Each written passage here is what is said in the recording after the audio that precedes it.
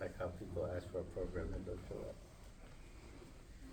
طيب بسم الله الرحمن الرحيم والصلاة والسلام على رسول الله وعلى آله وصحابته ومن والاه.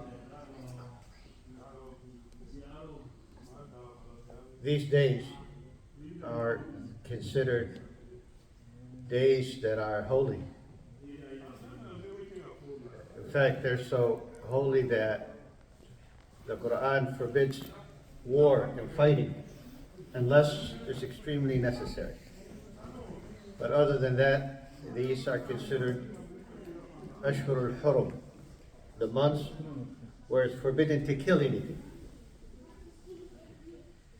Add to it, if you want to do Hajj,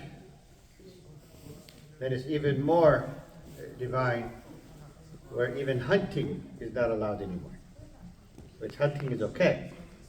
But if you intend to do Hajj, you can't do hunting, you can't do killing, you can't even trouble birds.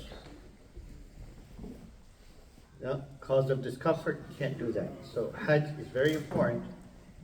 Hajj, in fact, is one of the 5 pillars of Islam. Can anyone tell me what those 5 pillars are? What's the first one? Ash-Shahada. Yeah. Oh, okay. The Shahada. That's the first one. What is the Shahada?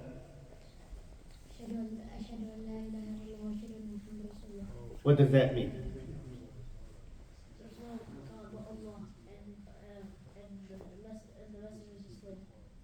And the messenger? And the messenger is his slave. Who is the messenger? Muhammad sallallahu alaihi wasallam. That there is no God worthy of worship except Allah. Yeah, they can come. Yeah, and that Muhammad sallallahu alaihi wasallam is a messenger of Allah. Why do we call it Shahada? Anyone knows? Why do we call it Shahada? Even adults. Declaration of faith? I don't know. Yeah, it's a declaration of faith. Why it's a declaration of faith? That makes us Muslim. That is the key to become Muslim. You declare being a Muslim by giving this testimony. This testimony in particular, you can't just say it and not know the meaning of it. Right? You got to know the meaning of it. If you don't know the meaning of it, it doesn't count. And if it doesn't count, you're not what? Muslim. You're not a Muslim, right? You're not a Muslim. The only way you become a Muslim is if you say the Shahada and you know exactly what you're saying. What you're saying. And it's the most important thing in the world. Because the only way for you to guarantee that you go to Jannah is if you have what? If you have the Shahada, right? Yes. It's the only way to go to Jannah. If you don't have this, you don't go to Jannah. Even if you pray and fast and do everything else, but you do not believe that Allah is one and that Rasulullah is his messenger, you don't go to Jannah.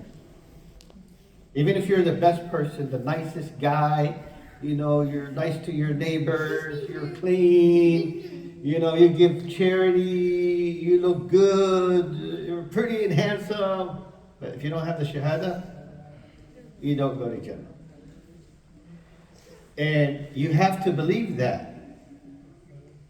You have to believe that those who don't have the Shahada, where do they go? Jahannam. Automatically. Even if they're the best people ever, and they're the most generous people ever. If you do not believe that the only people go to Jannah are those who believe in La ilaha illallah Muhammad Rasulullah, and if you do not believe that those who do not believe in La ilaha illallah go to hell, you're not a Muslim. It's not enough for you to believe that those who say it go to Jannah. You also have to believe those who do not say it and believe in it, they go somewhere else. You got that? So it's the key to be a Muslim. What's the second pillar? Salah. Yes. What does salah mean? Prayer? Yeah, what does prayer mean? Have to pray 5 times a day. Yeah, yes, we haven't asked how many times, but what does it mean? Adults, I want to hear adults. What does salah mean? Submission to God. So, Submission. supplication. It's not submitting. It's supplication. Now, what do you understand when we say that the meaning of salah is dua, is supplication? What do you mean by it? What do you understand from that? We ask for forgiveness when we're praying. That the prayers really is for you to ask Allah subhanahu wa ta'ala. The whole objective of salah is that you're asking Allah subhanahu wa ta'ala something. Right? That's why you say, Ihdina sirat al-mustaqim, guide us to the straight path. You say, Subhan Rabbil Azim, Subhan Rabbil A'la. All of these are dua, they're prayers. That's why the whole thing is called prayer. Now, do you know the most important requirement for the prayer? I'll give you $1 if you know. No, wudu are conditions. You get yourself ready for it. You know, the wudu, the clean clothes, facing the qibla, all of these are preparations to get yourself into the prayer.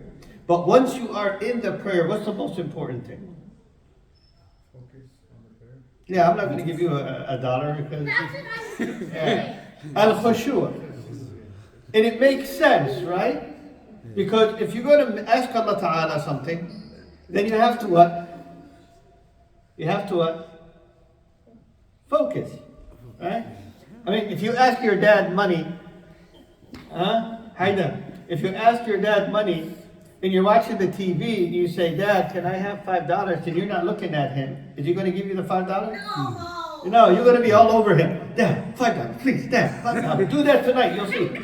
All right? He'll give you that $5.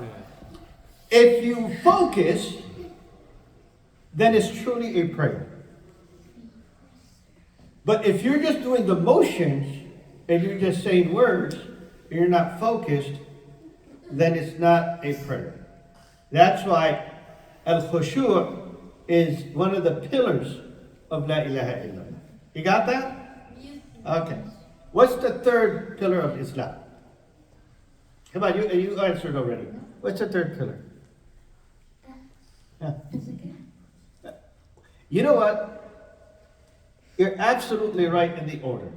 I bet you the adults did not know this order. They would have said what? Hajj. They would have said Sawm, fasting. Really, the Sawm is number 4. Zakah is number 3. Because historically, Zakah was asked in Mecca while Siyam was started in Medina. Right? So, what is Zakah? They could give the people money or food. Okay. Who else? I want an adult. What is Zakah? It's to purify your wealth. It's purifying your wealth. Do something that you love. He's close. Yeah, he's close. See, it's wrong to understand that zakah is giving out money for people that are in need. Really, zakah is about you. It cleanses you. It increases your wealth. It's an investment. It's a clean investment. Have you ever heard of clean investment? Where there's no loss? The only clean, no loss investment in everything in life is zakat. Everything else, there's a potential loss or might not be totally clean. You invest in, those who invest in stocks, there's a potential you lose all your money. And there's a potential that whatever stocks you are doing, even if on the surface it's halal, they might be in the background invested in something that is haram. Zakat is the only thing that is investing in something totally halal, in something guaranteed to increase your wealth. Not just that, and it also makes you a good person. It makes you better. What's the fourth pillar of Islam? Anyone over here know? What did we do just a few months ago? Okay. Siyam. Yes. As-sawm. As-sawm. What is sawm?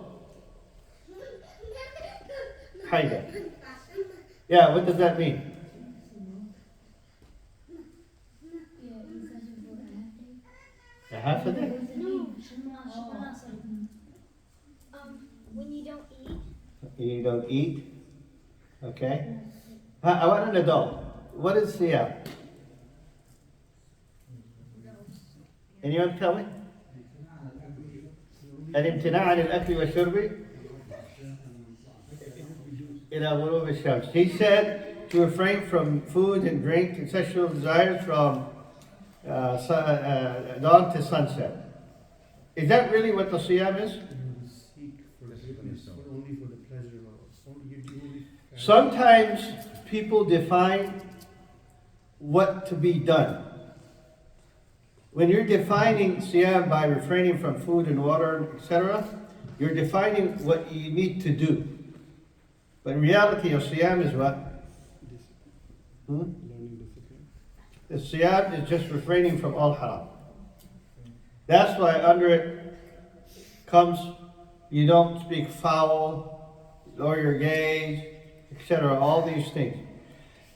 Anytime you define something in Islam by the actions, that's an intellectual definition to where the scholars define it in fiqh so you know what to do. But it's not the definition of it itself. That's why, for example, as-salah we said is prayer, right? But the way the fuqaha defines it, they say, أقوال وأفعال مخصوصة مفتتحة بالتكبير مختتمة بالتسليم. It's sayings and doings that are precise, that starts with takbir and ends with salam. But that's what you do. But the actual prayer is something more. There's an action and There's an action and there's the what do they call it? The core meaning of it. the purpose. The purpose of it. Yeah. All right, so that's the fourth pillar. Now, what's the last one? Come on, somebody else. What's the last pillar? What did you come here to listen tonight for? What are you here to hear? Anyone knows? What about you? Hajj? Yes, Hajj. MashaAllah. Hajj. What does Hajj mean?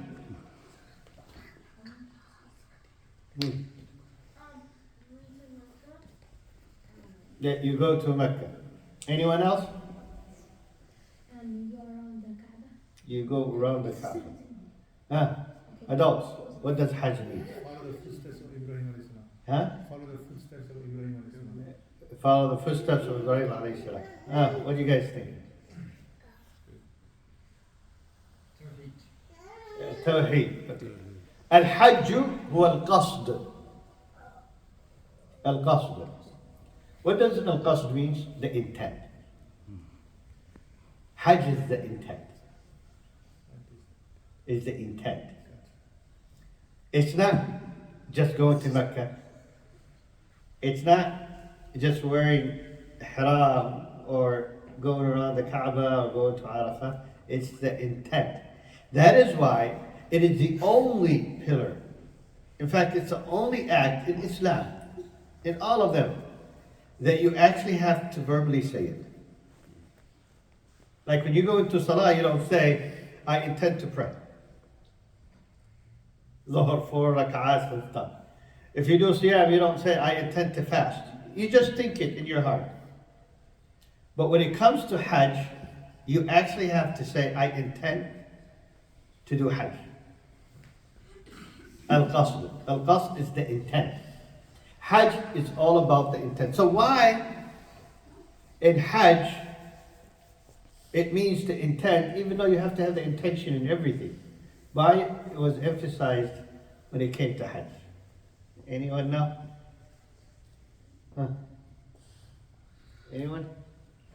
Because you're traveling from another place, and when you get to that place, you have to make an intention why you're traveling? Somewhat. See, the Arabs, prior to what was ruled as Hajj for us, they used to do Hajj too. But Hajj for them was a journey to sell or buy. It was an opportunity to get to a massive money-making crowd. Right? People used to come from all over the place with their products so they can sell, to those who come so they can buy. They still do that today, right? You know, business or trade is still a big factor in Hajj because the largest gathering of humankind, and even today, is a gathering of people at Hajj. I mean, they were just saying today in the papers that over 1.5 million people have arrived in Mecca, and there's still people in Medina. They will leave tonight. And there's people in Jeddah. They will enter tonight. There's people still driving from Riyadh. They will enter tonight. There's a lot of people, they start on the 9th. They don't necessarily go to Mina on the 8th. So you're talking about, and that's like the official so-called number, but in reality, it's probably around 2.5 million people there. So it is the largest human gathering every year. Every year. And a lot of people during this time make the money of the whole yearly budget. So Hajj to the Arabs used to be an opportunity of a business. With it, they go to the Kaaba. Islam came and said no.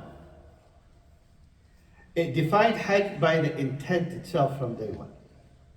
If you're going to buy and sell, and that's your official intent, then you're not going for Hajj. Even though Allah Ta'ala has said there's no burden for you to combine with the Hajj other worldly benefits. So selling and buying is not haram, but that's not the official intention. So those who go to Mecca or those who go to Hajj, and they have alternate motivations to go, they are not going for Hajj. So the first most important thing to have when you want to go to Hajj is what? The intention. You have to have that intention that you're doing it for the sake of Allah Ta'ala. Another reason why Hajj was defined as intent. How long does it take to do Salah? 5-10 minutes, right? It's easier to maintain your intention throughout the Salah, right? Even though sometimes in our prayers we drift away. But it's easier for any one of us to keep their intention, focused for 5-10 minutes. Siyam, you're renewing your intention every day. So it's easier to do that. Zakah, you're doing it once every year. And it takes you minutes to give out. It takes you an hour, do the calculation, and give it out. But Hajj, how many days? 10. 5 days. 5 days, and you have to maintain and sustain that intention at all times. Another thing about Hajj, right? We say intent. How many of you get tired when you pray? Nobody gets tired. It's 5 minutes, right? 10 minutes. No, Tarawih. Tarawih is sunnah. You don't have to do all of it. And none of us gets tired giving out the zakat. Siyam, yes, is a little tiring, but it's quick ending. Those who go to Hajj itself is exhausting. For 5 days, you rarely sleep. Maybe you sleep just a couple of hours. Your body is exhausted. Mentally, you're exhausted. So you're reminded always to keep your intention, at its best. So it defines Hajj by intent. You understand? Also, the intention during Hajj sometimes might not make sense. Like throwing the pebbles. I mean, what's the deal with throwing pebbles? If it was not for the true niyyah that you're doing it for the sake of Allah Ta'ala, throwing pebbles against the wall means nothing. Right? But it means a lot to a Muslim when he does it for the sake of Allah Subhanahu wa Ta'ala. Umar ibn al-Khattab said, when he came to the black stone and he was going to kiss it, he said, if I did not see the Rasul Sallallahu Alaihi Wasallam kiss you, I would not have kissed you. You can't help me at anything. I mean, the rock is useless. But he kissed it because he had that intention. One last thing. I mean, there's many reasons why the ulama says intent. It's easy in Hajj to commit bid'ah and shirk. More so than salah. Or siyam or zakat. In Hajj, there's so many stations and so many things to do. People do weird things because they lose focus of their intention. And the intention is something that has to follow a reference, like a Quran and Sunnah. For example, I see people at the Kaaba rubbing themselves and kissing the Kaaba all over the place. There's nothing to kiss there. The fabric is made from strings or from a Chinese strings maybe. Yeah. The metal at the Qabr of the Rasul Sallallahu Alaihi Wasallam was made in Germany. There's nothing there to rub yourself on. There's no holiness in these things. And that is why the intent of La ilaha illallah and Hajj is the main focus. In fact, the best thing you can say tomorrow, throughout the whole day, those who are going to fast, the best dua is to say La ilaha illallah wahdahu la sharika lah, lahul mulk wa lahul hamdu wa ala kulli shay'in qadir. That's the best dua anybody can say on the day of Arafat. So to have the right intent is to follow the sunnah as it is. I saw people, for example, at the Jamarat, when they throw the pebble, they throw their shoes. In fact, there was an old man, I saw a video, there's an old man, he has a cane. And he acted like it's a gun, and he's shooting at the wall. Thinking he's shooting the shaitan. It's symbolic. There's nothing to shoot at. I heard myself, wallah, this is not someone, 38 times of Hajj, you see a lot of crazy stuff. I heard someone, a lady was telling, it's like, if it wasn't for you, I would not have done this. If it wasn't for you, I would not have done this. And she's, screaming at the shaitan in her head that she did this and this. And she's throwing the pebbles and then she dropped some of them. And she's worried to go down. It's like, so she takes her shoes, throws one. I gave her both of my shoes. I go, my sandal. Yeah, it's hard to maintain your intention. That's why the meaning of Hajj is what? You define Hajj by intention. Al-Qasd. Ma'na al-Hajj huwa al-Qasd. Al-Qasd. Or as some of them, Qasdu Baytillahi al-Haram. So because of the length of the time, the intention has to be maintained. Even when you slaughter, قُلْ إِنَّ صَلَاتِي وَنُسُكِي وَمَحْيَايَ وَمَمَاتِي وَلِلَّهِ رَبِّ الْعَالَمِينَ. The intent. See that intent? So everything about it is intent. When you're doing the tawaf, you're doing it exactly as is. حُجُّوا كَمَا رَأَيْتُمُونِي أَحُجُّ خُذُوا عَنِّي مَنَاسِكَكُمْ صَلُّوا كَمَا رَأَيْتُمُونِي يُصَلِّي وَخُذُوا عَنِّي مَنَاسِكَكُمْ. So you follow the steps of the Rasul Sallallahu Alaihi Wasallam, where he went, when he left. A lot of people these days come to Hajj and they want to leave early here, they want to leave late here. They're thinking about the crowd, not thinking about emulating themselves with the Rasul Sallallahu Alaihi Wasallam. So the fifth pillar is what? Hajj. So how many times do you have to do Hajj in your life? One time. Only one time. What's the best time to do it? This is for the adults. This question is for the adults only. No, this is for the adults only. When is the best time to do Hajj? You're youth. Huh? Are you still healthy and able to do it? Youth. When you're young, others are saying when you have the money and what else? When he said at the age of 40, let's see what the kids say. What is it? When is the best time to do Hajj? Oh, the best time to do Hajj. Not where, I said when. Oh. Haida.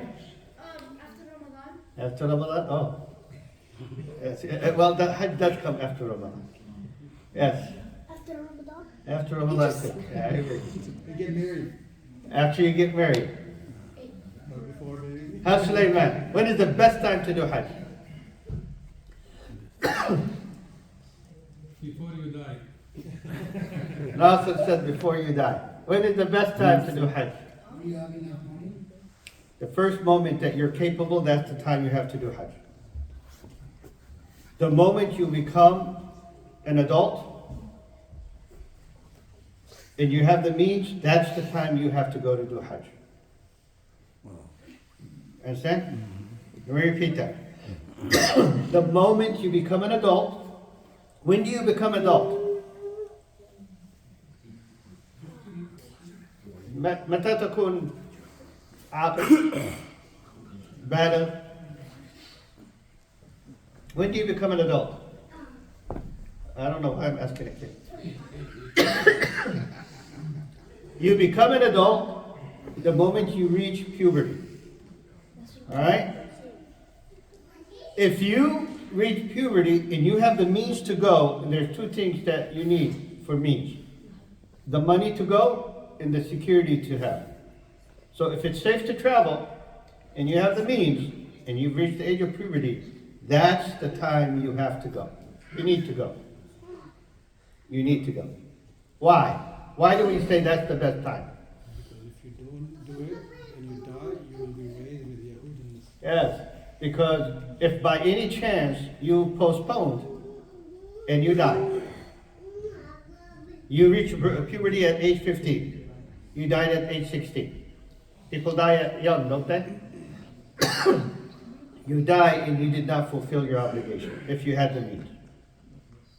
Okay? So how many of you of the adults have not done Hajj? MashaAllah, almost all of you. Next year. How many of you that raised their hands have had the means for at least 10 years? Me. Yeah, you've had the means. Why haven't you went? I was going to take my mom. Don't say I was going to take your mom. Your mom has nothing to do with you. Next year, inshallah, done. Why haven't you done it in the past? Family obligations. ها؟ الحمد لله. من الذين ما قد عملوها ايش السبب? Why? Let me give you the reasons why. You were not willing yet. It's no excuses, family. Family is not an excuse. Family will always be with you to the end of time. It's not excuse work because work never stops. It's not mother that's an excuse because you could have took your mother before. First time you had the chance. The reason why people don't go to Hajj is because they didn't have the will to do the Hajj. They did not answer the call. See, when it comes to Hajj and Salah, okay, when you hear the Mu'adhin say, Hayya ala Salah, what is he telling you? Come to prayer. So those who don't pray, what did they do? No, I have the intention to. No, they did not answer the call. Right? Allah Ta'ala is telling you, come to prayer. And you did not pray. What did you do? You didn't answer the call. Oh, well, let me answer the call 3 hours later. Does that work? It doesn't work. It doesn't work. You do siyam. You hear the mu'adhin, do the adhan in the morning. What is he telling you? Time not to eat. Oh, let me just add 10 minutes. You're violating the call. Well, Allah Ta'ala ordered Ibrahim alayhi salam to call people to Hajj. وَأَنِّمْ فِي النَّاسِ بِالْحَجِّ يَأْتُوكَ رِجَالًا. He made the call. when you didn't do it on time, what did you do? You didn't answer the call. That is why ulama says, because you didn't answer the call, if you die, then die as you wish, as a Jew or a Christian. Because you did not fulfill one of the 5 pillars of Islam. Hajj is not a convenience when I'm ready. For a lot of people, Hajj is when I'm ready. Hajj is not when I'm ready. Hajj is when I'm able. When I'm able is not when I'm ready. When I'm able is when Allah has put enough money in your pocket and it's safe for you to travel. Now you need to go. Unless you're denied. Let's say you applied to go for a visa and you were denied. It's not within your power. But they have never stopped anyone from going to Hajj until the last few years, where they made it a little harder. Always the Hajj was open for people to go. And who knows what the future brings. Maybe there will be a day where it's almost hard to do Hajj, if not impossible. Because financially, it gets harder and harder. And the people that are in authority at that region are making it harder and harder for people to come to. Who's at fault? You can't say, well, now I tried, but I couldn't. They didn't accept me to go. No, you had the chance to go for 20, 30 years. You were able to go, and you did not go. It's on you. It's on you. All right? Go do Hajj al-Faridah and get over with it. Alhamdulillah. So, let's say you're able to go to Hajj. You have the money, and you're willing to go. What do we do? The first thing that we do, remember we said what? We have to have the intention. MashaAllah, listen in Hajj. We have the intention, and then we have to do a lot of other things. So I get my intention ready, then I have to get in the framework of Hajj. Meaning there's things that I have to wear and things I cannot wear, and in places I have to go, and places I cannot go. Right? So the first thing is when I want to go to Hajj, I have to get into clothes that has no netting into it. You know what that means? You see this? It's netted, right? Yeah, I can't wear that in Hajj. Yeah, because anything that covers your body completely, then you're not to wear it. And the reason why is because when you go to Hajj, you're supposed to get out of the dunya, all of it, right? And surrender yourself to Allah subhanahu wa ta'ala with nothing on you except 2 towels. It almost resembles when a person dies, but when a person dies, actually, it's even better. Because when a person dies, what do? We wrap them. We wrap them around. But in Hajj, you're totally exposed. The only cover you have is your iman with Allah Ta'ala. See how beautiful that is? So anything that is sewed to where it surrounds the body, like a sleeve, like the stove, like pants, like underwear, like t-shirts, like the hat, because it covers the head. It covers anything that covers one organ, one body part, then it's not allowed. Even if I just cover half of my hand and everything else is not, you cannot do that. You totally cannot have except, 2 towels. Doesn't matter the color. It can be white, it can be black, it can be green. But people today, all of them wear white, the men. But it's not really required. The colors are irrelevant. You can have any color that you wish to wear. Now this is for the men. For the women, they can wear anything that they want. The only thing that they should not do is cover their face. And some of the ulama said also their hands. Okay. But for the men, so number one is, you got to put all your clothes in your closet. All right? Or you can put them in your luggage until you finish Hajj, and then you can put them on back again. So what are we allowed to wear? You can wear underwear. No underwears, no. Oh. What are we allowed to wear? 2 towels. Only 2 towels. Only the 2 towels. We call them Rida, or izar. Yeah. The izar is the one that goes at the bottom, and the rida is the one that goes at the top. Can I wear socks? No. Can I wear shoes? No. Yeah. Why I can't wear shoes?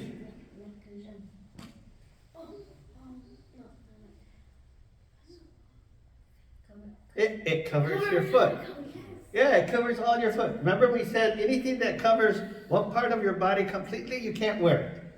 So what do you? That's a general rule. You wear sandals. Or you wear those kind of shoes that the back where the heel is open. Because now it doesn't cover all your foot. Alright, there's some, like the Moroccan ones that they have, that is accepted because it doesn't cover your whole foot. But anything that covers one part of your body or all, then you're not allowed to wear it at all. While you're in the stage of ihram. We call it ihram, while you are doing hajj. So that's number one. Wait a minute. Can I, let's say, wear gloves? No. Why? Because It covers your hand. Pretty good. Can I wear a mask? No. Yes. Why yes? Huh? Because it's Corona?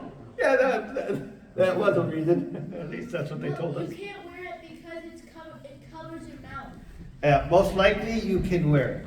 Oh. And the reason why is because it doesn't cover all the way around. It just covers like this. Now, some might say if a woman is asked to uncover her face, how can a man wear a mask? Well, the mask is not really a cover, it's for medical reasons. Right? So we don't get sick. We don't get sick. Now, before I get in my, ihram, just like we do in everything else in our ibadah, what do we do before we get into salah? Wudu.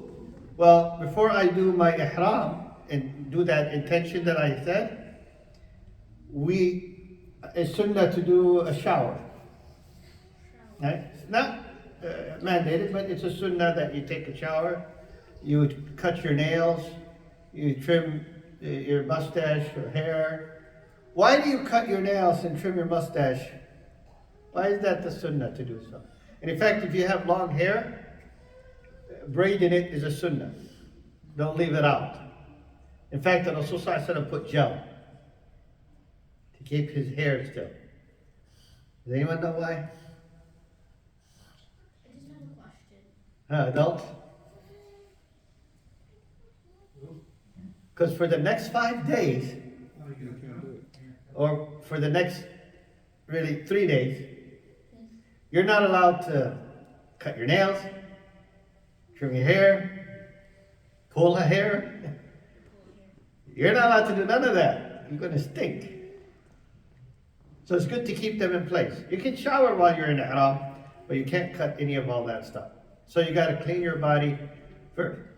And in fact, you put perfume on your body, not on ihram, on your body, as much as you can. Why? Because after ihram, no more perfume. And with all the crowd and the sweat, you can just imagine, right? Yeah, so you take care of that before. Yes, Haida? At the end of Hajj, why do you have to cut your hair? We haven't got there yet. Yes. All right, so now that we got the intention, we put the ihram, we cleaned ourselves before, and then we put the ihram and give the intention. Now I start going to Mecca, right? So once I say labbaik Allahumma hajj, I intend to do my hajj. When do I wear my ihram? Obviously this is, these days it's almost useless to know, but there are stations where you cannot pass them unless you have your ihram on you. If you pass them, it's a big problem. So you have to have your ihram before those stations. Does anyone know what those stations are? Huh? The 5 station? Yeah, the 5 stations. One at a time. You want to know 5? Okay, let me say it differently. Nasser is from Yemen. What's his miqat? Ya Lamlam. Yes, it's Ya Lamlam. Let's say, MashaAllah, you're from Iraq. What's your ihram? Miqat? That Iraq. No. Dhul Hulayfa is for who? For the people of Medina, etc. So each direction have their own miqat, which is what we call local station to do ihram. So for us, United States, where's our ihram? Huh? No. If you get to Jeddah, you're It done. depends on what direction you go. Like, See that it's hard to know, depending on, like he said, which city you're coming from. So let's say you're traveling from DC all the way to Jeddah, your ihram will be that al-Iraq. If you're traveling to Egypt or Jordan, then your ihram is al-Juhfa, which is north of Tabuk. If you're traveling through UAE, you missed your ihram location. You have to do it on the plane. so you shouldn't get it. Because it's past the Iraq. Yeah, it's past the Iraq. So you see, you got to know those stations, because if you don't do your intention and wear the ihram before you get to those intentions, then you have to slaughter a penalty. You see what I'm saying? Can you go back and then wear it out and then come back again? Yeah, you can go back. You can go back, but the possibilities of being able to go back these days is totally different. Masjid Aisha. That's not, Masjid Aisha is for the people of Mecca. Ah, Yes, not for the people that missed it. so if you're doing Umrah, You're doing a second Umrah, not the first, because now you're part of the people of Mecca. But the first Umrah, هُنَّ لَهُنَّ وَلِمَنْ أَتَى عَلَيْهِنَّ. Right? So they are stationed for those who pass by them. And if you pass by them and you did not do your intention, then you have to pay a penalty. Assalamu alaikum wa rahmatullahi wa barakatuh. So let's go quickly. We get to Mecca. When does Hajj start officially?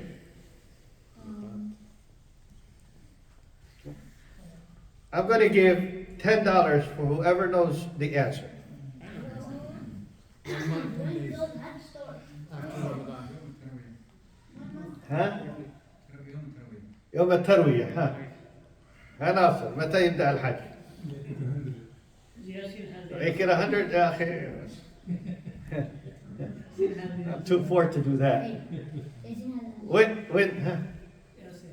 ياسين ها؟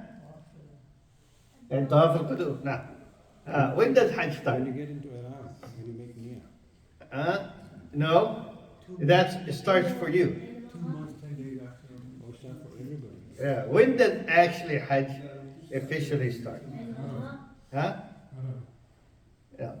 That's when the actual يعني شعائر الحج يبدأ. شعائر الحج تبدأ يوم الثامن. يوم الثامن هذه الشعائر، لكن الحج حقيقة يبدأ متى؟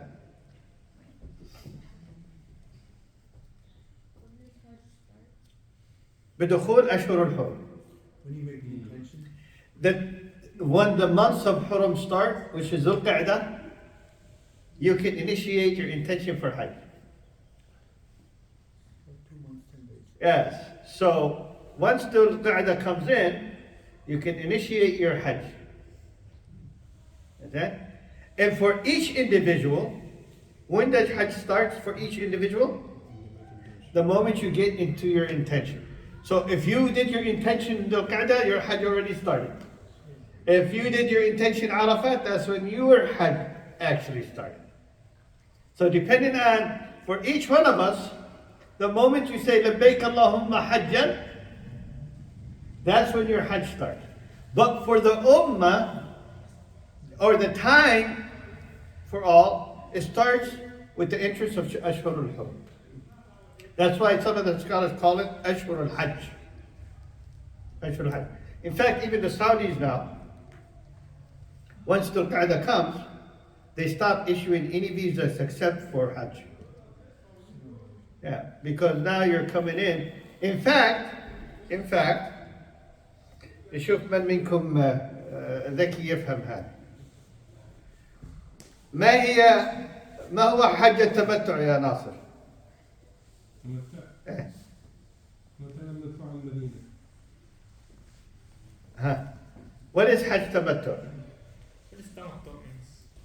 Like when you start early, it's like a, No, حج التمتع is when you do Umrah and Hajj during that same journey of the year of Hajj. So let's say,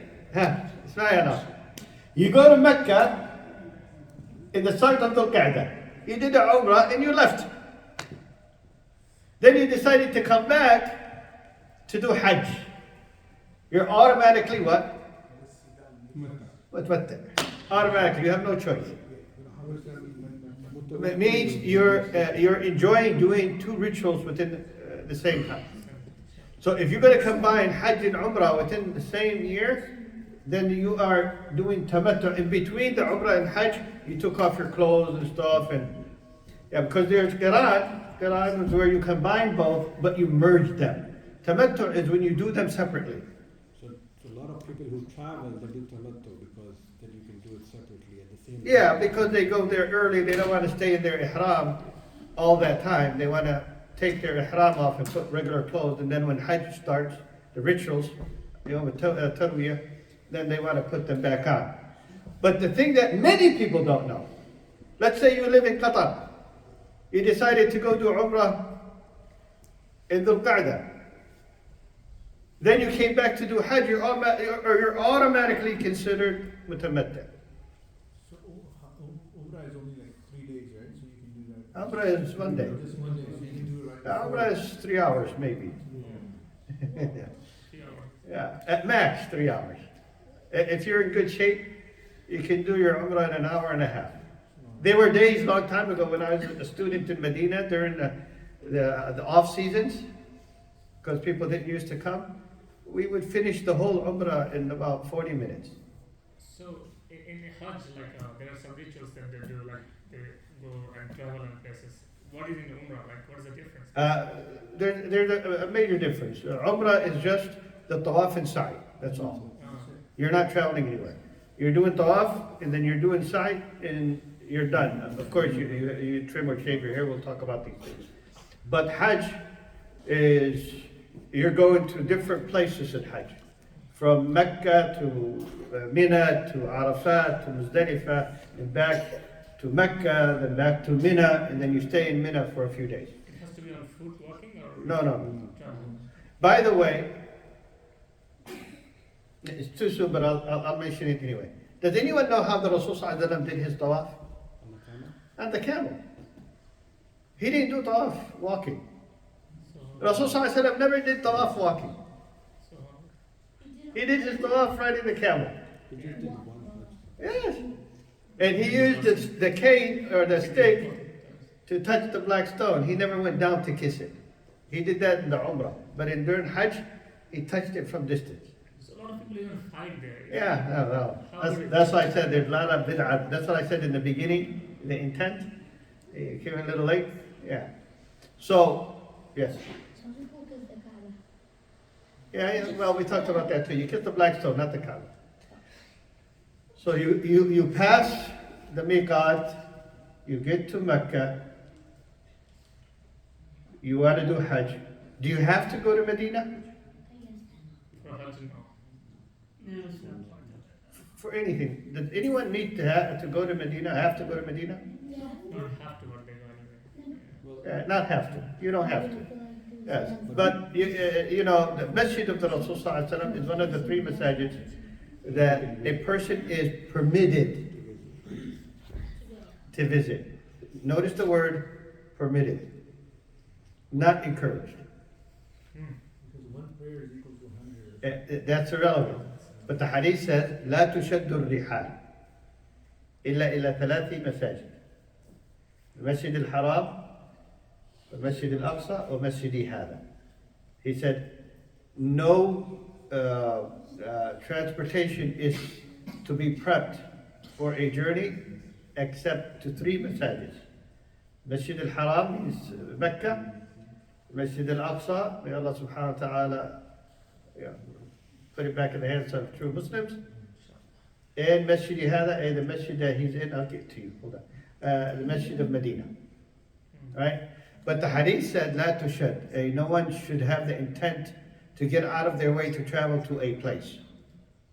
Except these places, religiously. Oh, I want to go vacation in Cancun. It's okay. If anyone wants to pay for my trip. But for religious reasons, no one is to travel specifically for a destination. A specific destination except these 3 places. So, let's say hypothetically, oh, I want religiously to travel to India for 3-4 months. How do people go khuruj then? Khuruj itself is okay. But the intent as part of the khuruj of sunnah, a specific destination, that is not okay. So if the intent is like, oh, I'm going for religious reasons to India, that is not allowed. That's haram. That's bid'ah. I want to go khuruj, and it happens I'm going to go to India, or I'm going to go to Qatar, or I'm going to go to Africa, I'm going to go anywhere. Then siru fil ard. Go anywhere on the land for da'wah, no problem. But to assume a specific place religiously as a destination, then that is not allowed. Except for Al-Haram, or Al-Aqsa, or the Masjid of the Rasul Sallallahu Alaihi Wasallam in Medina. Oh, can I go to Medina so I can visit the grave of the Rasul Sallallahu Alaihi Wasallam? Is that allowed? No, it's not allowed. No. If your intention is to go to visit the Rasul Sallallahu Alaihi Wasallam, then that's bid'ah. You go to the masjid, in the process I want to go give salam to the Rasul Sallallahu Alaihi Wasallam's grave, then it's okay. So it's by default. It's very hard to control your emotions. Yeah. That's why we as Muslims, we follow the Quran and Sunnah, not our emotions. Because our emotions will take us astray. The Sufiya are driven emotions, emotionally driven. And that's why they follow all these bid'ahs, because they think they're good things. The intention is good, but the outcome is wrong. Yeah, the outcome is wrong. You don't travel to Medina for the purpose of visiting the grave. That is shirk. Even if it's a grave of the Rasul Sallallahu Alaihi Wasallam. That's shirk. I am visiting the masjid, but then I'm going to go give the salam to the Rasul Sallallahu Alaihi Wasallam. Because if you go to Mecca for the intent of seeing Maqam Ibrahim, that itself is haram. You don't even go because I want to go and see Arafat. That itself is haram. You do Hajj, then Arafat and Muzdalifah and Mina are part of the Hajj. I go there because I'm told to go there. But I don't go to anywhere on the world religiously except these 3 places. So if anyone goes anywhere for the purpose of religion, to a specific place, thinking that this place has some kind of holiness, then that itself is haram. But okay, I want to do khuruj to Birmingham. It's okay. Obviously, I'm going to go to the masjid. But that it's convenient because it's close. Or we want to go give da'wah for our brothers over there. That is allowed. But if I start thinking that there is some place, some sheikh, I'm going to go there for religious reasons, not seeking knowledge, that becomes shirk at that moment. Y'all get that? Yes. Okay?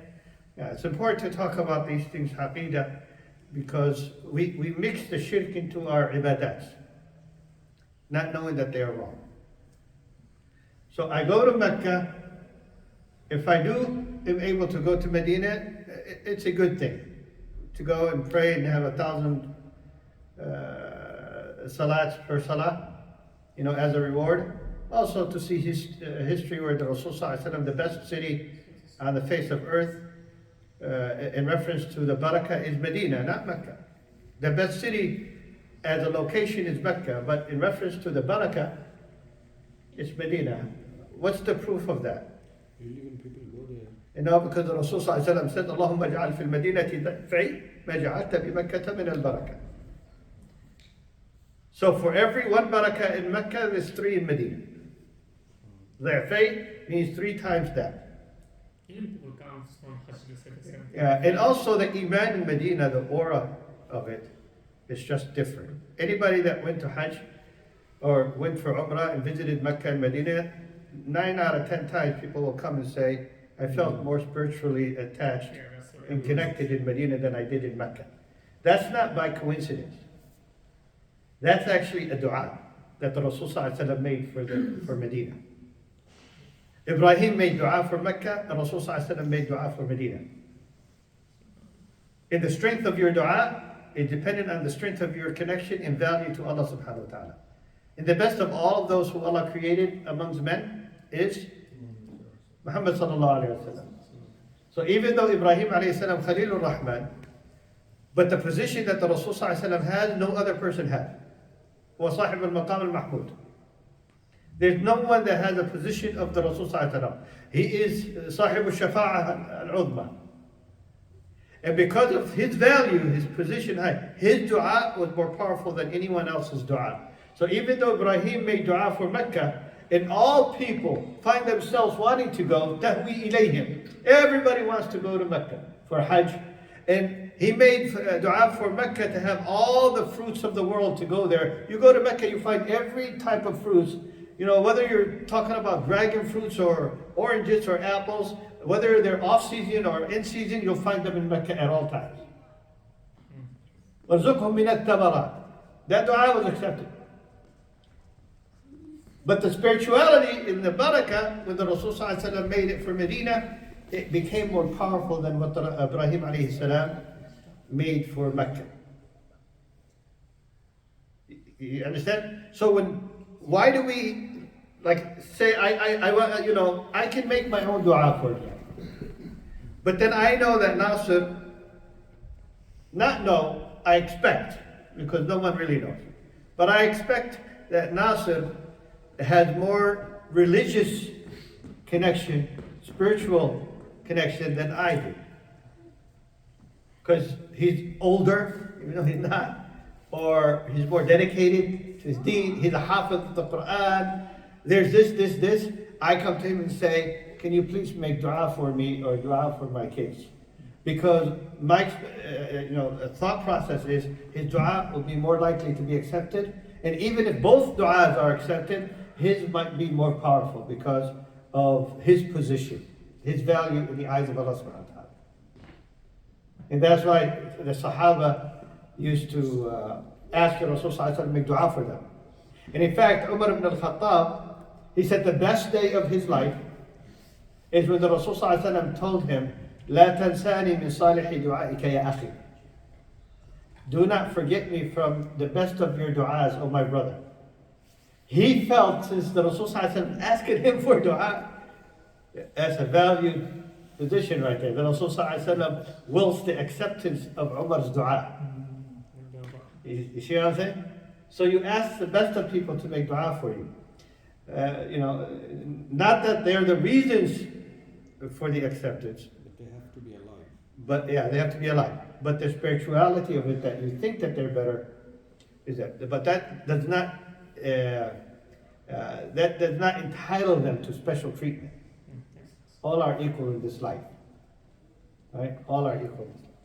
So I go to Mecca and I get myself ready. There's 3 types of Hajj. There's one Hajj is called single Hajj, mufrid, independent Hajj. We can translate it into independent Hajj, meaning I'm not doing Umrah. All I'm doing is just Hajj. All I want to do is go there and do Hajj. And then there's one that I don't have a lot of time, but I don't want to miss the opportunity of doing Umrah too. So I will merge them together and combine them into one ritual. It's called Qiran. And I'll tell you the difference between it and each one, the difference between all of them. With Qiran, Qiran means parallel. Linguistically means parallel. To combine something as they're going together at the same time. Either I'm doing Umrah and I'm doing Hajj merged together. And then the last one is Tamattu that we said, which I'm actually doing both, but separately. I do Umrah and I finish, then I do Hajj. What if I do the Umrah after Hajj? No. The Umrah has to be before Hajj to be considered Tamattu. Yeah, you can do as many Umrahs as you want. But if you want to do the one that's connected with what we said, it has to be prior to Hajj, starting from Dhul Qa'dah. Okay? Let me ask, Yasin, what are the three types of Hajj?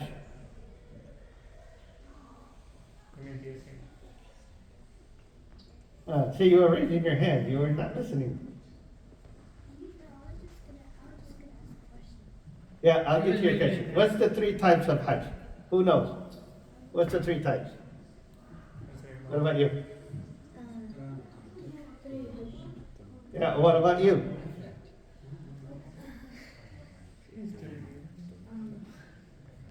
ما أنواع الحج الثلاثة؟ هو القران والتمتع والإفراد. Yeah. The single Hajj or independent Hajj, the parallel Hajj and Umrah, and then the Hajj and Umrah separately. If your intent is for Hajj only, then from the moment you get into your Ihram, you have to stay in it until the end of Hajj. Until you do Tawaf al-Ifadah and you trim your hair. You do 2 out of the 4 things that we'll talk about. So if you go 10 days before the start of the rituals and you intend to do only Hajj, and a lot of people might do Hajj because they might not have money to slaughter. Because if you do Qiran or Tamattu, you have to slaughter an animal. It's a penalty. It's a penalty. لماذا penalty يا ناصر؟ يعني إذا جمع الإنسان ما بين العمرة والحج عليه أن يدفع فدية.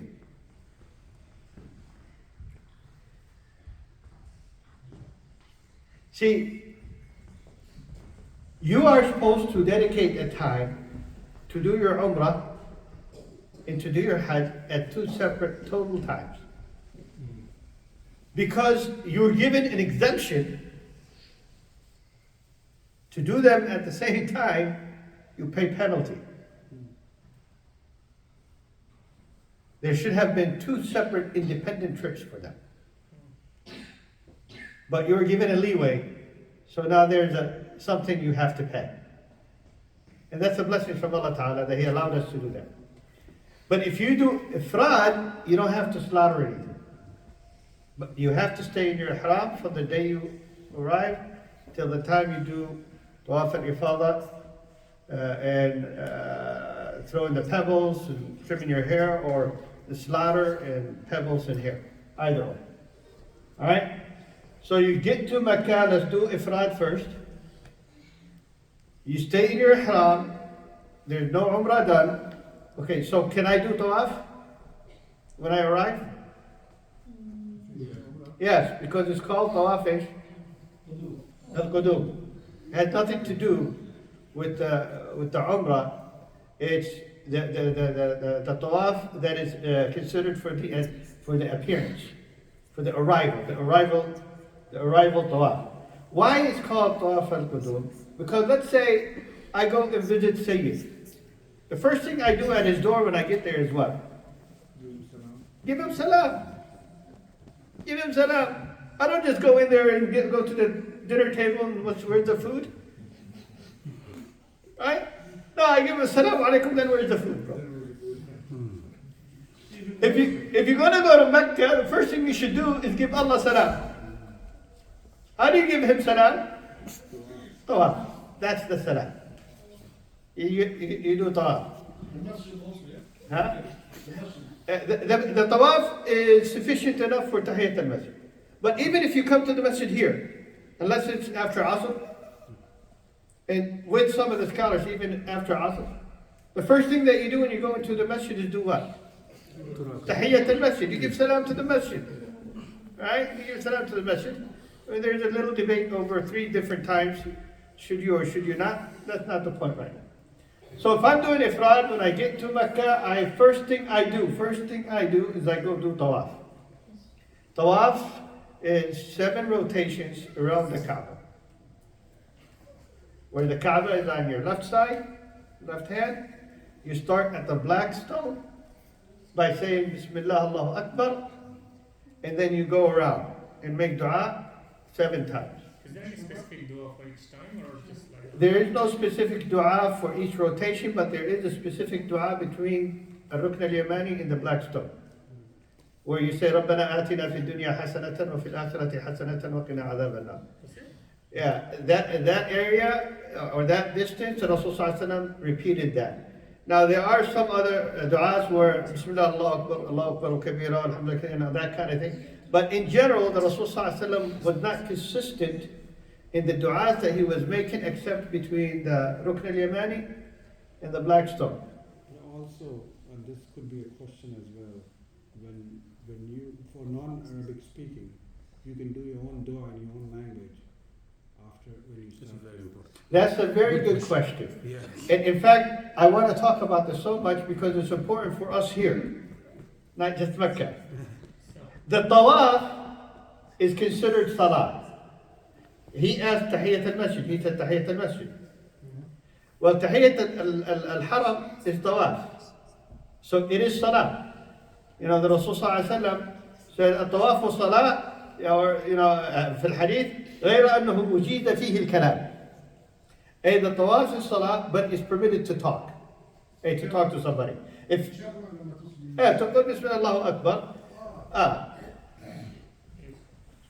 In our regular salah, you can't turn around and talk. كيف حالك يا أخي الله يبارك فيك. You can't do that. You gotta focus and finish your salah. In tawaf, you can talk to someone. You can do dua, you can read Quran, or you can talk to somebody. But you have to maintain your wudu, because it's like tawaf. It's like salah. You have to maintain your wudu. So before you get into tawaf, you make wudu, and you have to maintain it till you finish. If you lose your wudu, you gotta go make wudu. Alright?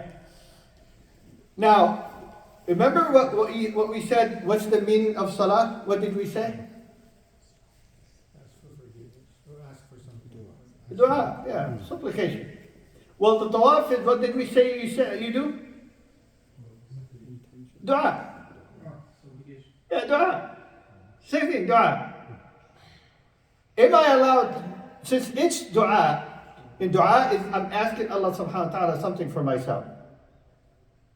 I'm asking Allah subhanahu wa ta'ala something for myself. Asking Allah subhanahu wa ta'ala to forgive me, to strengthen my faith, to protect my children, to give him his license, the ultimate license for his flying, to give Ridwan 100 houses of sold each month, and, say it, make him look like Arnold Schwarzenegger at the end of the month.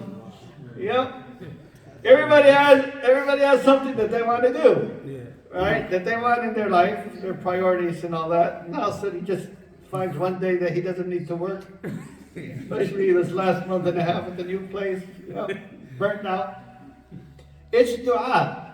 If I'm going to ask Allah Ta'ala something dua, does it have to be in a specific language? No.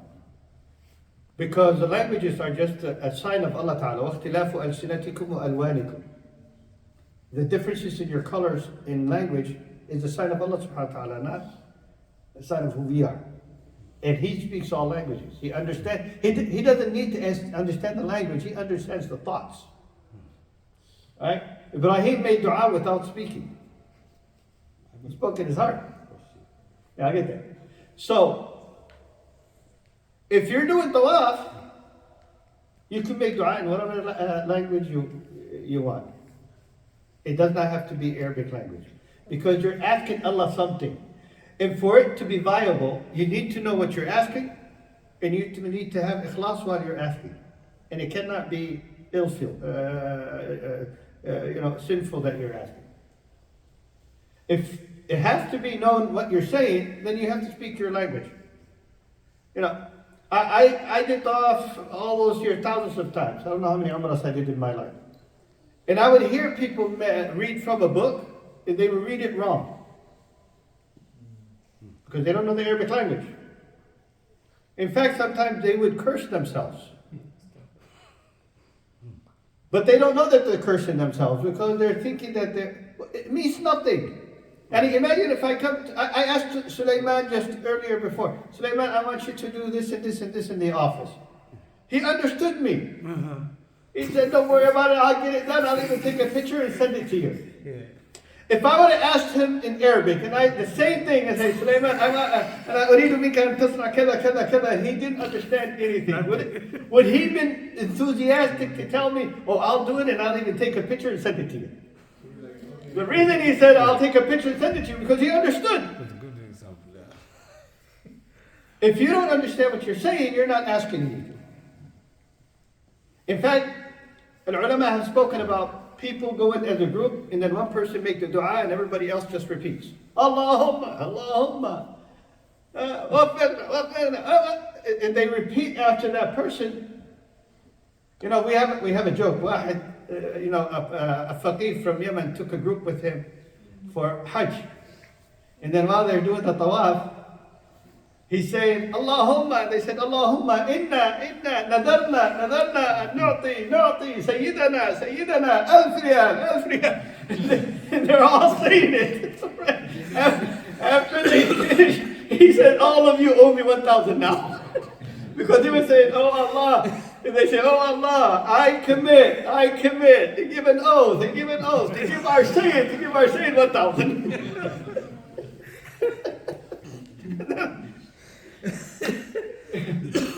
No, you make dua in whatever language that you want or that you understand. The specific dua between Rukn al-Yamani and the Black Stone, it's sunnah, it's not mandated. It's sunnah. Can I translate it into English? Yes, you can.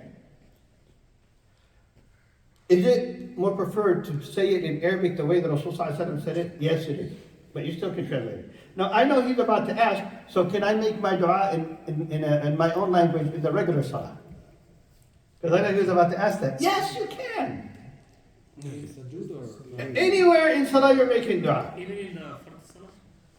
Even in the Fard Salah. Because it's dua. Mm-hmm. Now, you can't read Al-Fatiha in English. Why? Does it lose the meaning? Because, no, that doesn't lose the meaning. Because the Quran is the exact words of Allah subhanahu wa ta'ala. And He spoke it in the Arabic language. So any other word is not His words. So when I say Alhamdulillah, it's not His words if I say praise to Allah.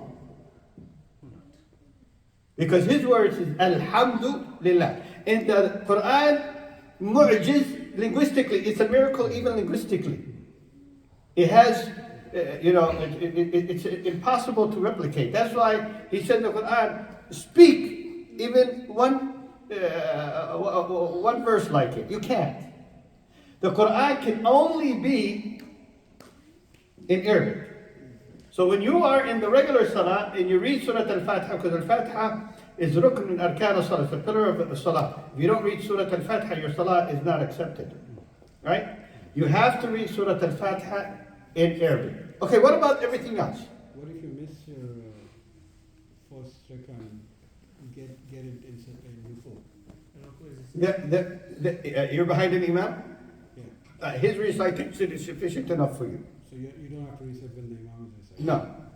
In fact, to some of the ulama, you don't need to read Surah Al-Fatiha if you are a ma'moom. The imam's recitation is sufficient for you, except if it's a silent prayer, then you read the Fatiha too. But that's why we say Ameen after. Yeah, that's what we say. I mean because it's a dua. Ihdina as-sirata al-mustaqim. So, oh Allah, answer, because Ameen means, oh Allah, answer my dua. Okay, what about all the other things we say in Salah? Can I say them in English, like Subhan Rabbil Azim? Glory to Allah, who is great. Yes, I can. Yes. Now, is it preferred to speak them in Arabic? Of course. But they are a dua. In the salah. They are a dua. You do them in whatever language that you can. The only thing you cannot replace is the Quran. It's Surah Al-Ikhlas, Surah Al-Baqarah, whatever the Quran you read, it has to be in Arabic because the Quran cannot be replaced with another language. But everything else, another language can take its place. But it's the sunnah to pray as the Rasul prayed. Because he said, Sallu kama ra'aytumuni usalli. So you pray as he did, and he said that in these languages. But people throughout history, including the ulama throughout history, did not say that if someone said in another language these phrases, that their salah is not accepted. Because at the end of the day, it's dua. It's dua. So I cannot. Huh? At tashahhud, there's a big debate with that. Because, why? Because in hadith, Abu Huraira said this hadith is in Sahih Bukhari and Muslim. In fact, all 6 books narrated this hadith. كان الرسول صلى الله عليه وسلم يعلمنا التشهد كما يعلمنا سورة الفاتحة. You guys heard that hadith, right? That the Rasul صلى الله عليه وسلم used to teach us tashahhud as he used to teach us Surah Al-Fatiha. The majority of the scholars said that tashahhud needs to be in Arabic because since it's أقيس أقيست بسورة الفاتحة اللي هي القرآن. What does that mean in English? Means it was mentioned that he used to teach them as he would teach them al-Fatiha, so it takes a replica or resemblance of the Quran al-Karim. So you learn the tashahhud, you do that in Arabic. But that itself also is debatable. It's debatable. In fact, even though the hadith said, كان يعلمنا التشهد كما يعلمنا سورة الفاتحة. Do you know how many tashahhuds that the ulama have mentioned? Does anyone know? How many versions of them? 17. 17 different versions. There's some التحيات لله الصلوات الطيبات الطاهرات. How many of you say الطيبات الطاهرات? No one, right? There say اللهم صل على محمد وعلى آل محمد كما صليت على إبراهيم وعلى آل إبراهيم. There's others that say اللهم صل على محمد وآل محمد كما صليت على إبراهيم, and they don't say وآل إبراهيم. Then there's others that say في العالمين. Those who don't say في العالمين. 17 different versions of it. Every one of them is correct. So it's not really Surah Al-Fatiha, because Al-Fatiha only has one way. You see what I'm saying? So, you get into a tawaf, you have to maintain your wudu, and you do 7-time rotations. You ask Allah subhanahu wa ta'ala whatever you want, but aim high when you ask dua. Always aim high. What is the highest thing that you can ask Allah subhanahu wa ta'ala for? Al-Firdaus al-A'la. Yes. Aisha said, Ya Rasulullah, if I was to see Laylat al-Qadr, what should I ask? He said, ask Allah al-Firdaus al-A'la. There's nothing above al-Firdaus. If you ask for the highest thing, maybe if you don't make it, for sure you'll make the lesser one. I hear some people say, oh Allah, let me enter Jannah even if I'm the doorkeeper. No. Why would you want to be at the door? أدخلني الجنة ولو أكون البواب. Why البواب يا أخي? Why you want to be the doorkeeper? Aim high. Aim high. After you do 7 rotations, then you go where the monument of Ibrahim, there's a monument for Ibrahim alayhi salam where his footprints are there. You know where those footprints came from? When he was building the Kaaba with his son Ismail, when he got very high, they didn't have ladders those days. He stepped on the rock, and then that rock was levitating. It was levitating. Yeah, it was just floating up. And Ibrahim's foot melted the rock until it left the footprints of it. It's a pretty big foot, though. Not really. Yes, if you look at it, it's about 11 or 12. Size 12. Yeah, size 11 or 12. That's all it is. That's big. Yeah, the reason why many of us see it big because it's a glass, and that glass is thick, it makes it bigger. But during our days, many years ago, there used to be stairs you go to the Zamzam and all that, and we were able to see the rock itself without all of that. It's about size 11, which many people today, I mean, I'm 5'4" and I wear 9. And mine is 11, so it's like I said. Yeah, so I mean, So it's a regular size over there. yeah, it's a regular size for Ibrahim alayhi salam. And Ibrahim was not an Arab. Yeah, Arabs were known to be short. They still are. Ibrahim is not. He's not Arab? Ibrahim was not an Arab. Yeah, it's not. That's why you have special connection with him. He's not Yeah. Arab. Ibrahim was not an Arab. He's not Bangladeshi. Where was he from? That's better. He's from Dhaka. So you go behind this monument and you pray 2 rak'ahs to finish the tawaf. The tawaf cannot be completed unless you do these 2 rak'ahs behind the monument. And you read Surah Qul Ya Ayyuhal Kafirun, the first rak'ah, Qul Huwallahu Ahad, second rak'ah. After you finish, you make dua, whatever you want to make dua. Now if you lose your wudu after that, it's okay. That's half of the umrah. The second half of the umrah is you go do sa'i. Sa'i, basically, you're going from Mount Safa to Mount Marwa. ما بين الصفا والمروة. You start with Safa and you end with Marwa. Is there specific things to say? Nothing is mandated. But Rasul Sallallahu Alaihi Wasallam, when he started up into Safa, ascending Safa, he said, إن الصفا والمروة من شعائر الله فمن حج البيت واعتمر فلا جناح عليه أن يطوف بهما ومن تطوع خيرا فإن الله شاكر عليم. He faced the Kaaba and he did numerous du'as. I can mention them, but you're not going to remember them. But he did by facing the Kaaba, and he did that, and then Allahu Akbar, and then he started marching down. You walk. All of this is resemblant of what Hajar used to do. And I want to talk about something very important. Hajar, why was she running from the Safa and Marwa? Hi guys?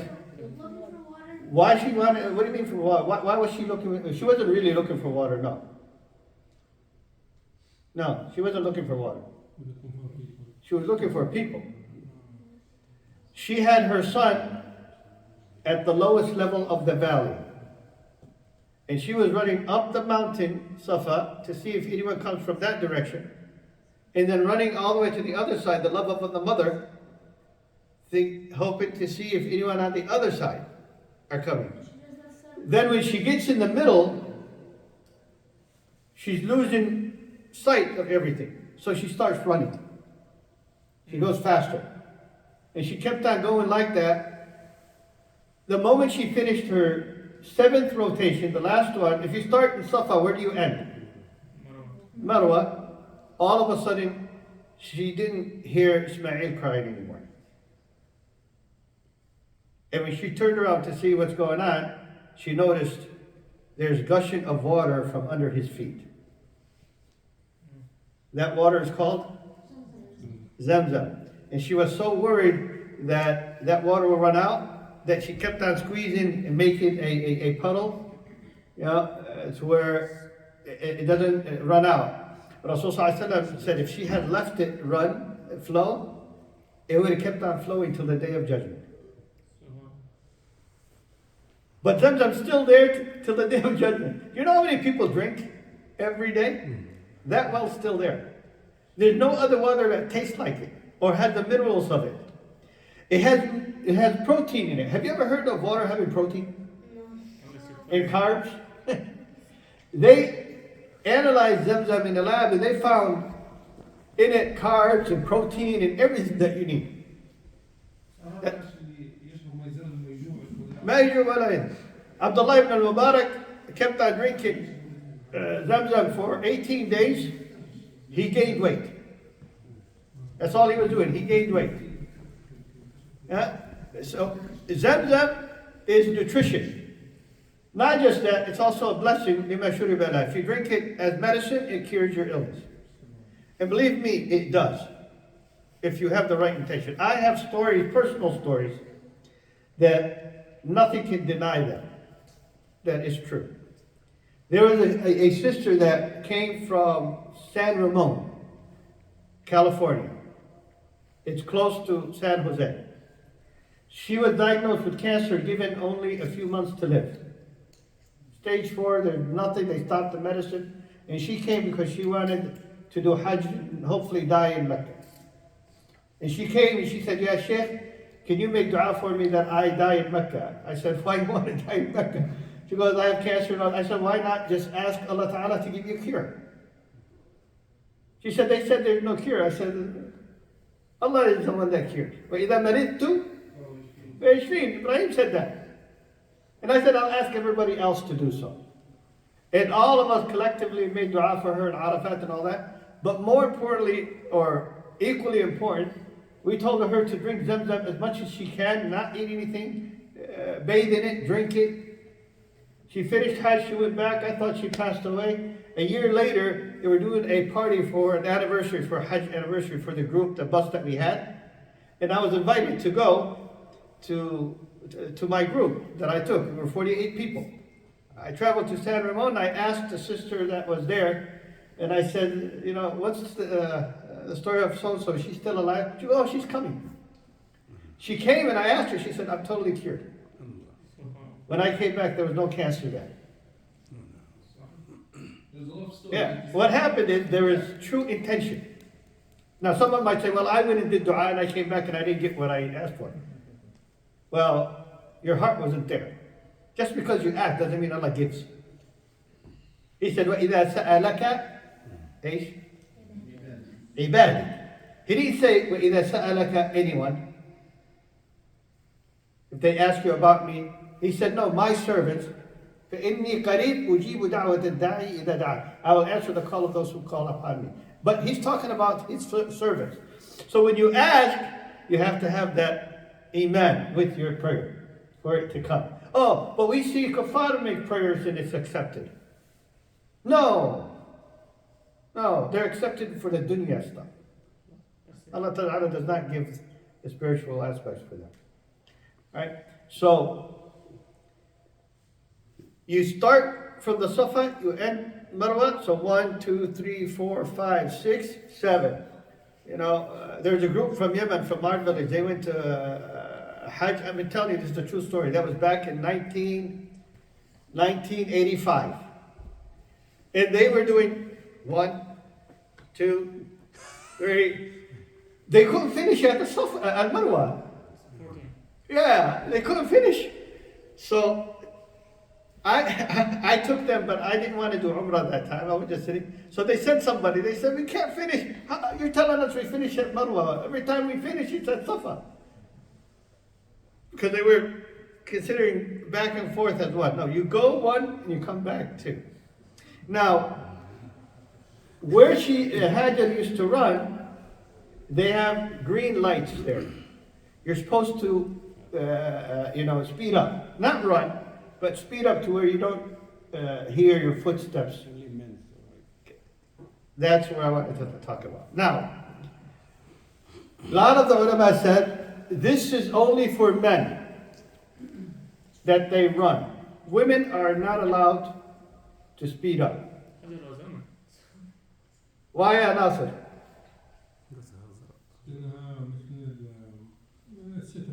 That's it. Because if a woman runs, it will expose her in front of the men in a way that's inappropriate.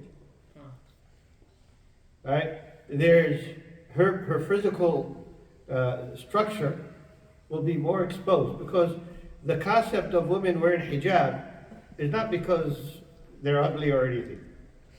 It's because they're too attractive, too valuable.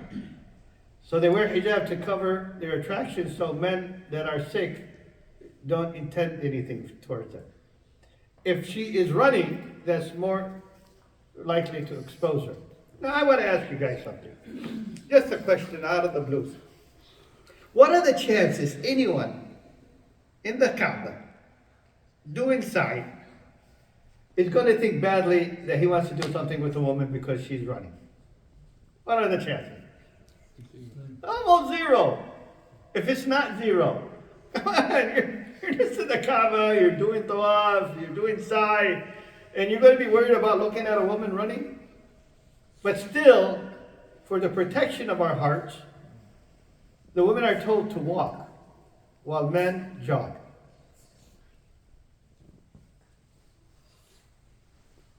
Huh. You guys get my drift? Now imagine here. Right? Imagine here. All right, I don't know if I should enter this playground of talking about this, because all of a sudden tomorrow I'll be anti-feminist. You know?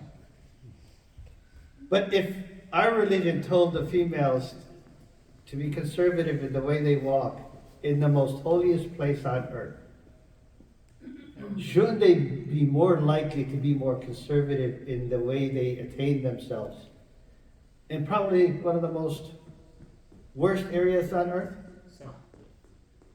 Huh? If a woman is told that if she is not to put perfume on in the most holiest place on earth, because perfume attracts, the scent attracts the attention of men. If the women in the Quran are told if they are to wear an anklet, that they are not to click them together. So men, وَلَا يَضْرِبْنَ بِأَرْجُلِهِنَّ لِيُعْلَمَ مَا يُخْفِينَ مِنْ زِينَتِهِنَّ. And notice he said, يُعْلَمَ مَا يُخْفِينَ مِنْ زِينَتِهِنَّ. Hey, they don't click their feet with the anklets, and men will know that they're wearing anklets, not that they're seeing their ankles. Just the concept of her, you knowing that she's wearing jewelry and she wants you to know that she's wearing jewelry, the Quran says don't do that. If the women in the holiest place on earth are told not to put anything on their faces, not to show any of their hair, not to show any of their legs or arms, not to put any perfume, in a place where she's most secure than anywhere else on the face of earth, do you think being in places like these is just okay to do whatever? Or we should be more careful and more cautious and more attentive on what we do? Right? In the salah, I want you guys to pay attention to this. Sulaiman,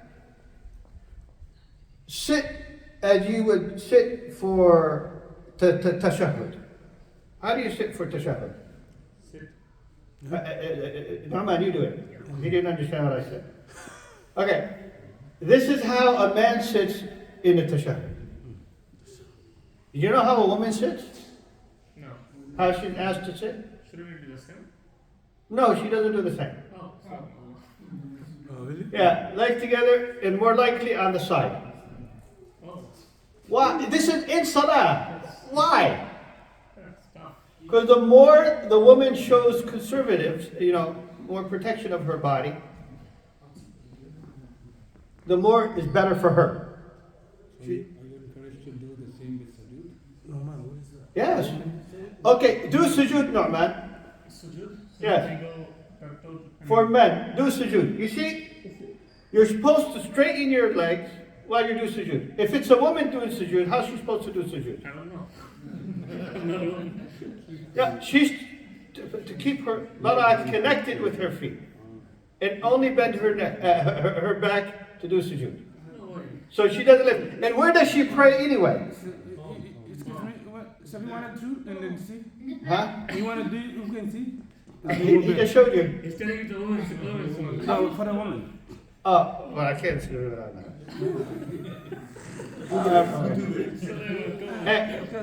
Listen, if a woman is praying at the masjid, where is she praying at? Home.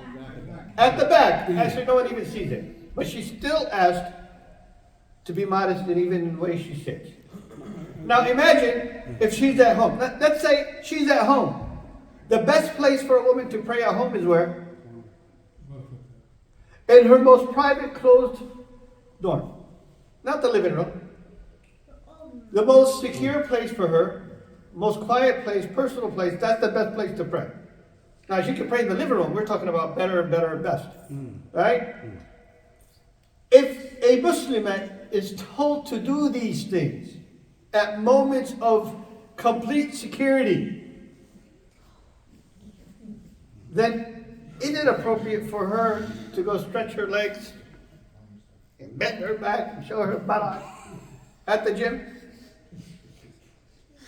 It's like, I need to be healthy. Yes, you can healthy your body and poison your soul. With the sujood, I have a question. So when I was young, Before you give the question, since I'm already into this, might as just do it myself for the rest of the night. What are the conditions for the clothing that we wear in our salah? For men? Men or women? For us, it's about that. For us, it needs to, let's not talk what is covered, but there are three things that are consistent with all. One, it needs to cover what it needs to be covered. Now, men and women differ what is needed to be covered. Two, it cannot be see-through. Sure. Same thing for men and women. And three, it cannot be tight. So, If it's tight, whether it is tight here, tight here, tight here, tight wherever, then it's not an attire appropriate for salah. Even for men. If you're wearing pants that shows the shape of your private part, that's not appropriate for salah. So for a sister to come with jeans that are tight or pants, that is not appropriate for salah. Has nothing to do with the men. For the salah, it's not appropriate. Now, if we look at what needs to be covered, if her hair shows during salah is not accepted, even if she's at home. If her chest shows during salah is not accepted, even if she prays at home. If her arm shows, arm, not hand, then many scholars say her salah is not accepted. You see what I'm saying? Our deen is not convenience. It's deen. It's surrender, submission to the law.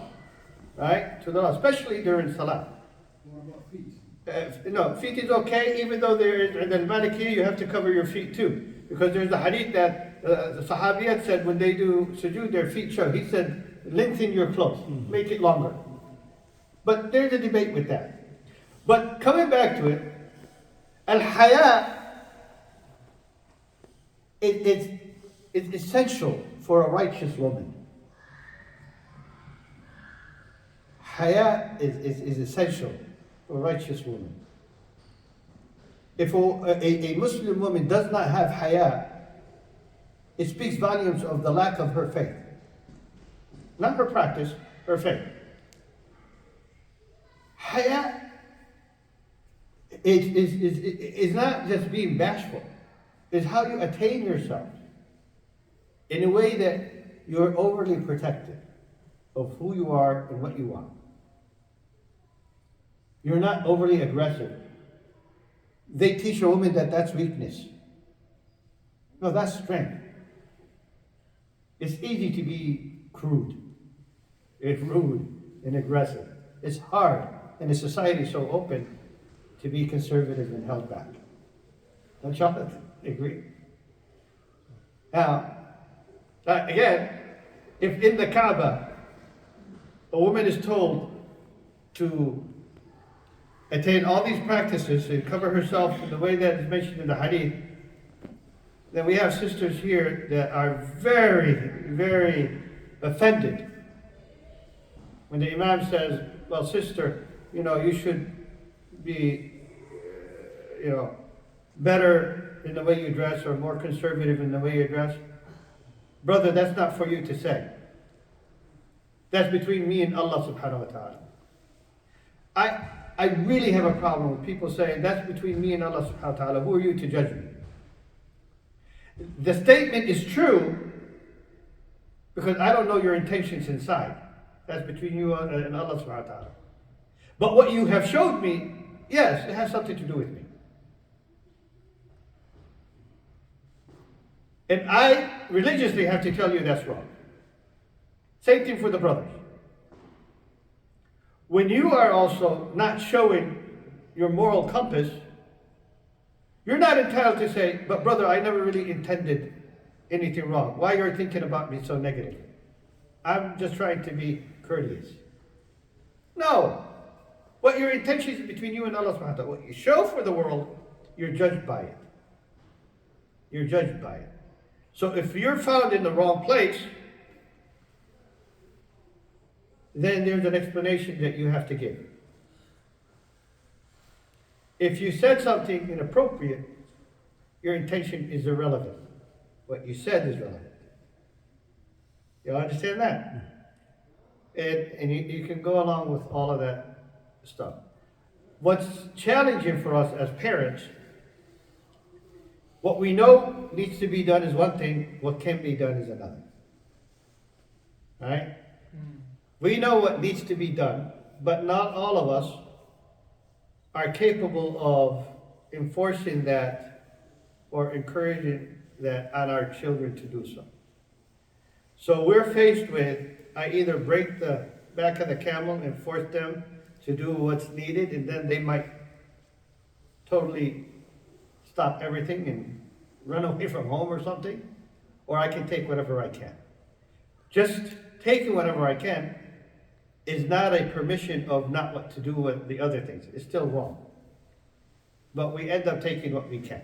So some of us as fathers, we can't force our daughters to wear a jilbab. And if you force them to wear a jilbab, they might not even wear a hijab. So I'll take what I can from my daughter because my hands are tied. But one thing for sure is I do not define a hijab by just someone wearing a cover over their head, because that's not hijab. People define a hijab today by a cover over the head. That is not hijab. That's just a cover over the head. Maybe the actual word is khimar.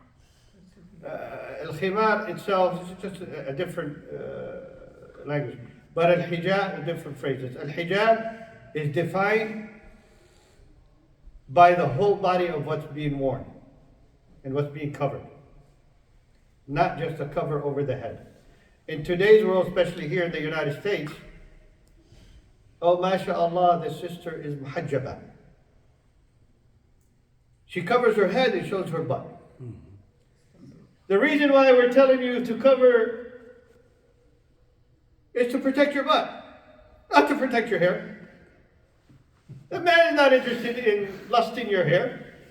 He's interested in lusting something else. You're allowing him to enjoy what he wants to lust. In return, you're just covering your head. Beats the purpose, doesn't it? And I don't mean to be disrespectful, and what is wrong with the Sheikh? He's been with us for 2.5 years. He never spoke like this. He's always been politically correct, and he always avoided talking about these things. Well, I got stuck tonight. I'm glad it's being recorded, so it's good. That's the thing, it's going on air. By tomorrow, I'm gonna lose my position as the chairman of NAIF. We'll put the 5 cameras. You said something in the beginning that when you're making a prayer, even at home, that says Zohar prayer, you don't have to make that intention, that I'm praying Zohar and I'm praying for. Yeah, the intention is always needed, but it's not verbally mentioned, or verbally said. You You're doing it in your heart. Still though, right? Oh, yeah. I said the only thing that you verbally say, you have to verbally pronounce it and hear it, is Hajj. You have to, or in Umrah, you have to say Labbaik Allahumma Umrah, or Labbaik Allahumma Hajjan, or Labbaik Allahumma Umratan, or Hajjan Mutamatti'an biha. Depending on which one you're doing, you have to verbally say it. Verbally say it. The question about the sujood. So when I was growing up, women in my home used to sujood that way, like really cover themselves when they would sujood. But a scholar came along who we really liked, who we really have faith on. He said, no, the prayer for men and women are same. So you don't need to change anything. You need to pray as Prophet Muhammad prayed. So which one is right? Oh, no, absolutely. Look, if I'm saying the prayer in general without the specifics, men and women are the same. The moment you get into the details, no, there's differences. The first difference is, well, how we dress. Men have to cover between their belly button and their knees, and have something on their shoulder. Right? Even if it's just a towel over the shoulder. They would be considered appropriately dressed for salah. That's why in ihram, really the upper part is showing half of your, it's like sawari for Indian women. Right? Half of your belly is just showing. For women, they have to cover all of themselves. Like I said, if their hair shows, it's violating their salah. Violating their salah. So if he's saying it's the same, then what that? No one scholar says differently on that issue. Now, the way they sit and all that kind of things, there's a debate among the scholars and stuff, and some of them are more conservative, like Imam Ahmed, Imam Shafi'i. Others are more liberal, like Imam Abu Hanifa and so forth.